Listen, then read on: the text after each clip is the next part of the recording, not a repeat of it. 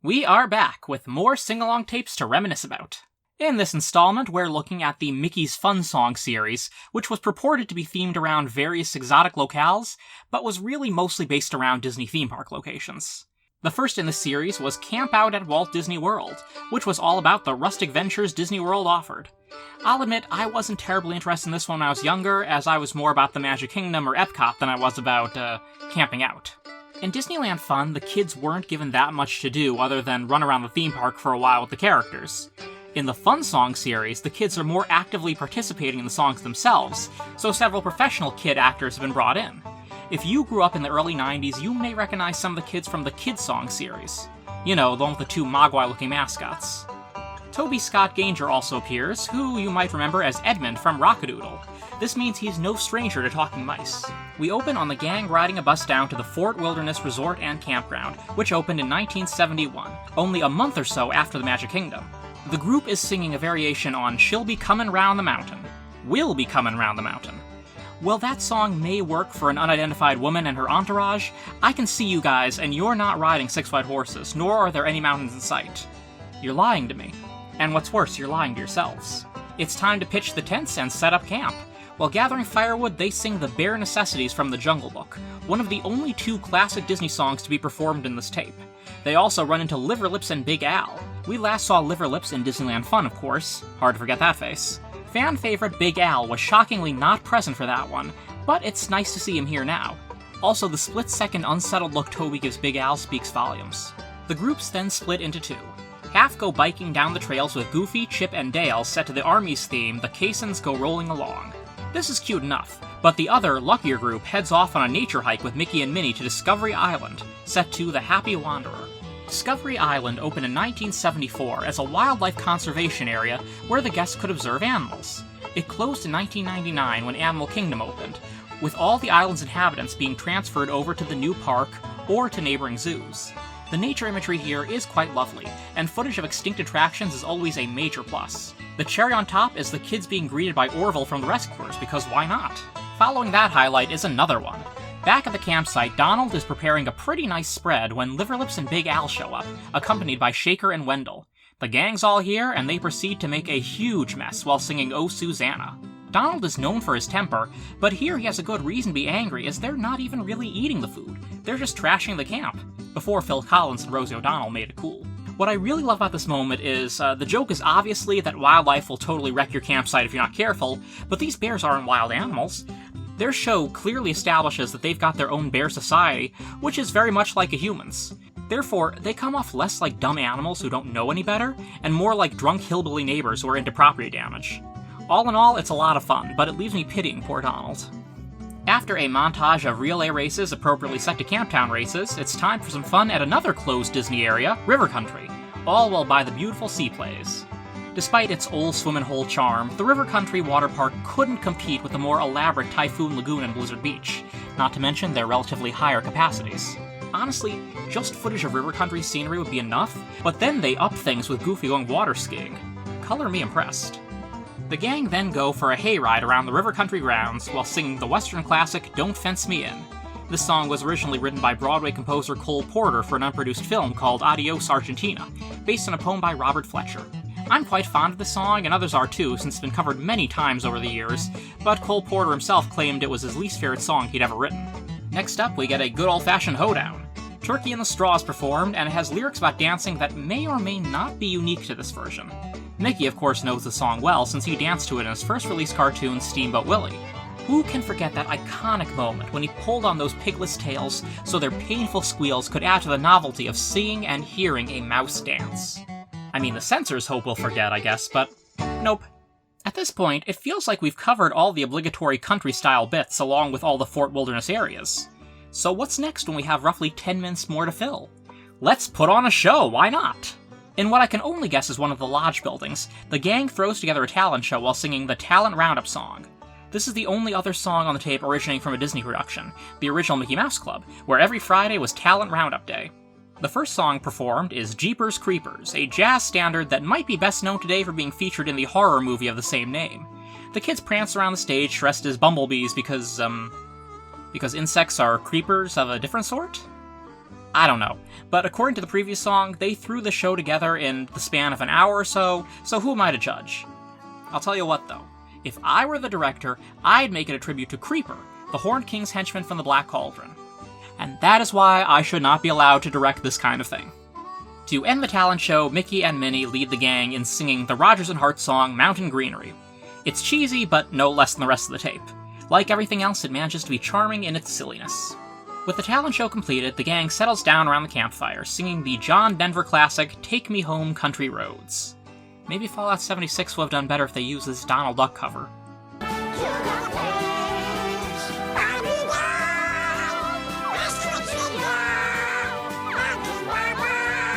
Moving on, they sing a medley of If You're Happy and You Know It and Good Night Ladies.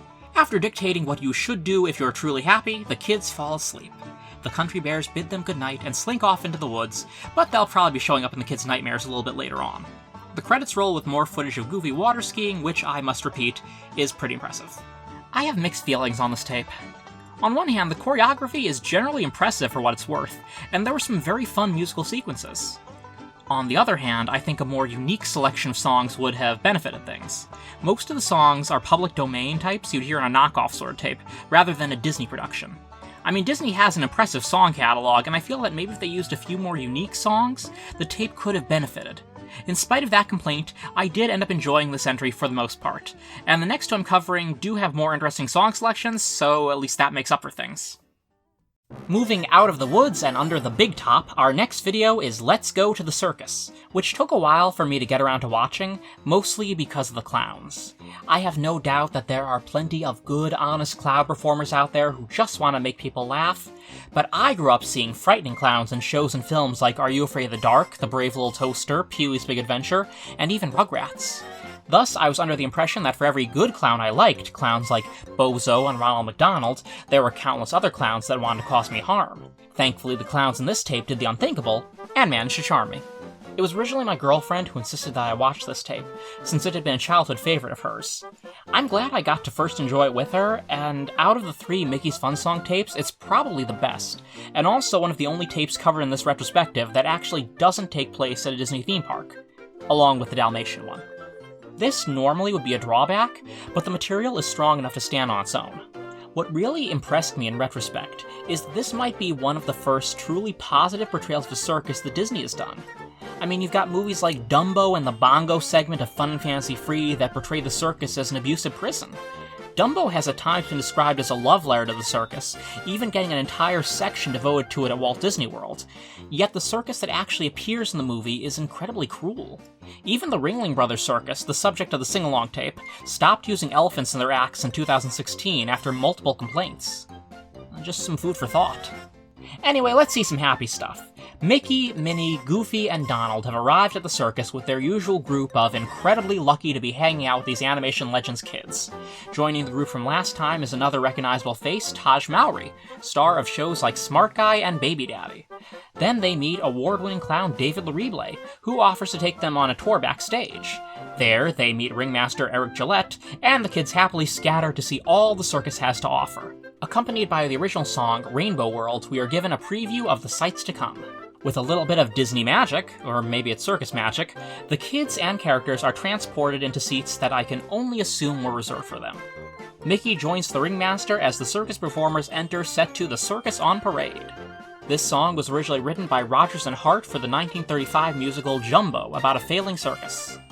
After those 2 conventional circus songs, we're boosted into the 80s, with Upside Down, a song made popular by Diana Ross. As we watch a family of acrobats doing some pretty impressive feats, we occasionally get a shot of the mesmerized audience. A lot of the video is like this, with us being treated to performances and going, whoa, and then seeing the audience also going, whoa. It's the kind of thing that might get old, but the performers are all genuinely talented, so it works for the full half-hour length. Donald demands to see the animal acts, as opposed to looking in a mirror or turning to face Minnie or Goofy. Whatever, Donald. The classic nonsense song Abba Dabba Honeymoon plays as the chimps take the stage. In the audience, Toby is so delighted that he declares he wants to be just like them. Never mind, he's already been a cat, but he gets his wish, and the kids take the stage for a brief performance of the Jungle Book song I Wanna Be Like You. This part seems a little bit superfluous since the kids are all fine performers and all, but this is sandwiched between some seriously cool circus acts, and it feels like they just wanted to get the kids in on the action for some reason. Getting back to those aforementioned cool circus acts, we are presented with an act by the Daring Young Men on the Flying Trapeze, which of course is the song that plays next as well. Following this is a lovely little ballad, Over and Over Again, which was also a Rodgers and Hart song from Jumbo. While the musical version was pleasant enough, this one is extra dreamlike, and is the kind of thing I like now, but probably would have fast-forwarded through when I was a kid because of my short attention span. At this point of the review, you might notice I'm having a little trouble with things. You see, in the last installment, I had a real emotional attachment to Disneyland Fun and the 12 Days of Christmas. Plus, there were lots of cool tidbits about obscure characters or attractions to point out. Even in the campout video I just talked about, we had things like Discovery Island and River Country. With the circus video, I don't have any childhood memories, and there are no extinct Disney attractions to talk about. And that's not to say the video is even bad, it's quite good. The circus acts are all really impressive and only hokey when it's appropriate. But I can only repeat this so many times. For the next couple songs, those magnificent men and their flying machines, Animal Calypso, and Jump Rope, I can't think of much to say other than pointing out that the Calypso singer is Samuel E. Wright, the voice of Sebastian. So I hope you can forgive me if I skim over these songs. I assure you, the footage is more fun to watch than it is to discuss. Now, throughout the tape, there have been little vignettes and diversions, including a game of Confuse Goofy, a game you're guaranteed to win. But the oddest one is when David Larible gathers several totally not plants from the audience and teaches them to ring bells, with copious amounts of physical humor. After that, they all play New York, New York, a song that I cannot hear without picturing singing gremlins. The reason this part is odd, or at least notable, is because it's the longest stretch in a sing-along tape thus far with no actual singing. Or significant dialogue, for that matter. Before we reach the finale, I should talk about the not one, but 2 clown songs featured. About halfway through, there's a relatively lengthy version of Make 'Em Laugh from Singin' in the Rain, as the clowns perform some truly outrageous acts. Only 2 songs later, well, 3 if you count the New York, New York Bell performance, David Larible asks the kids if they want to be clowns themselves. They enthusiastically reply with a yes, which would be the exact opposite of me when I was their age, so power to them. Thus begins Be a Clown by Cole Porter, and it would probably be a good idea if these songs were separated more, because you'll find yourself realizing that they sound really similar. Like, similar to the point where their Wikipedia page even mentions this. I don't think there was much foresight with this one. Well, we've reached the big finish. The whole cast parades out singing Join the Circus from the Barnum musical. No, not The Greatest Showman, the other Barnum musical. I definitely enjoyed Let's Go to the Circus despite not having as much to say about it. It was a solid production with a lot going on and an interesting selection of songs. I do kind of regret not watching it as a kid, but what can you do? The final entry in the Fun Song series came out in 1995 and was entitled Beach Party at Walt Disney World.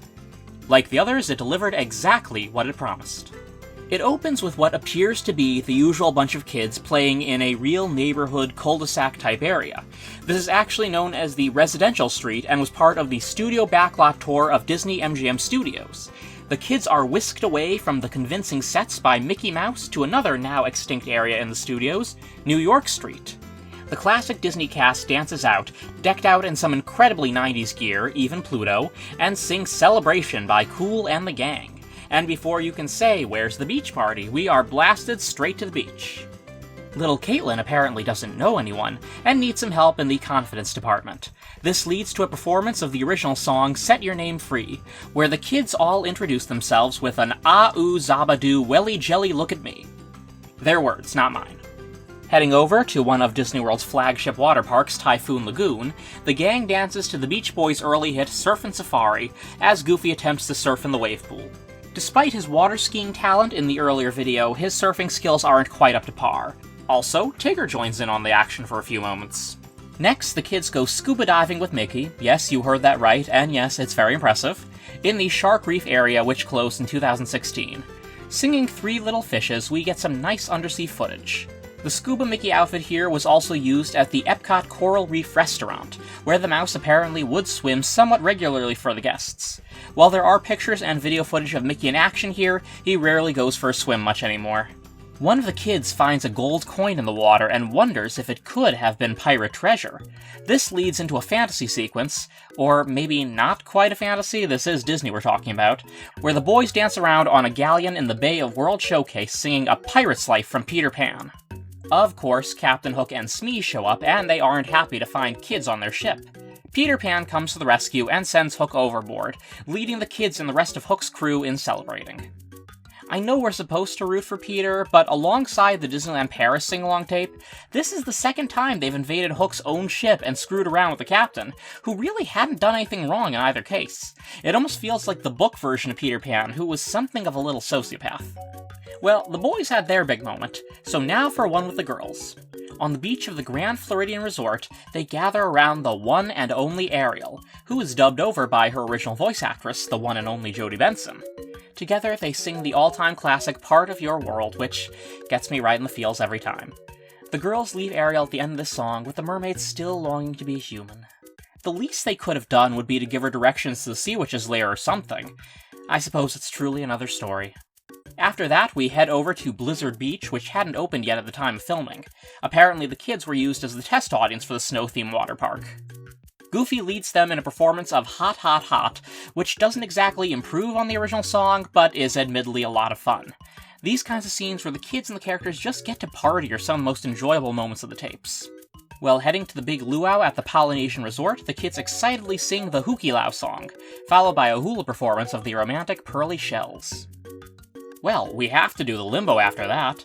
It's either cliché or obligatory after all, maybe both. Of course, they sing the Limbo Rock as well. Well, that's fun and all, the finale really amps things up. Aladdin and Jasmine take the lead vocals in the Elvis song Slice and Sand as everyone, even Peter Pan and Captain Hook, dance on the beach. It's very hard not to crack a smile as the credits roll.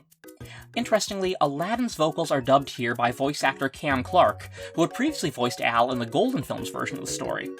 If you want more great material related to the Beach Party video, Tammy Tuckey, who I talked about in the last sing-along installment, has done interviews with various cast members involved. The first was done one-on-one with Toby Ganger, whose name I totally pronounced wrong earlier in the video, sorry Toby, and a later one was done with Toby, Caitlin Wax, Mario Bailey, Mika Barim, and Sherry Ramsey. Then there was one with Aladdin's performer, Pablo Albani, and another with the Pearly Shells performer, Ku'ule. One of them also includes a treasure trove of behind-the-scenes pictures, so it's definitely worth a look. Oh, and Tammy even has a video of her singing Pearly Shells with Ku'ule, so I think we can probably tell from all of this what Tammy's favorite sing-along tape is. I'll include links to all the interviews in the description. They are definitely worth a watch, or a listen, or whatever. You'll learn a lot of cool stuff with them. For instance, the beach party was actually filmed in January, so on all the outdoor scenes, which make up pretty much the whole tape, the kids are very cold. That's just really cool stuff. That takes care of the Fun Songs tapes. The titles didn't lie, they were certainly fun, and nice little relics of the 90s, which is why they're so much fun to look back on. When we come back for our last installment, we'll be looking at Dalmatians, The Haunted Mansion, and Animal Kingdom. See you then.